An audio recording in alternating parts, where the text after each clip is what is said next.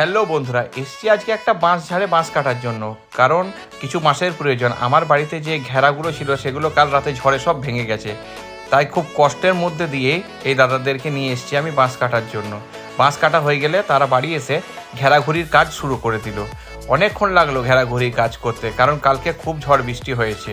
আর আমার যে বাড়ির পাশে ঘেরাগুলো ছিল সেগুলো সব ভেঙে গেছিলো কালকের ঝড়ে। অনেকক্ষণ ঘেরার পরে দেখুন এই রকমটি হলো। খুব সুন্দরভাবে ঘেরেছে দাদাগুলো। তারপর বিকেল না হতে হতেই চলে আসলাম খেলার মাঠে, আমাদের যেখানে খেলা হয়। দেখুন এমএলএ চলে গেল প্রথমেই টস করতে, টস করে এমএলএ প্রথমেই ফিল্ডিং। তাই আমাদেরকে প্রথম ফিল্ডিং করতে হলো। খেলা শুরু হয়ে গেল। আমাদের গ্রামের মধ্যে যে খেলার ক্রেজটা আছে না, সেই ক্রেজটা অনেকটাই বেশি।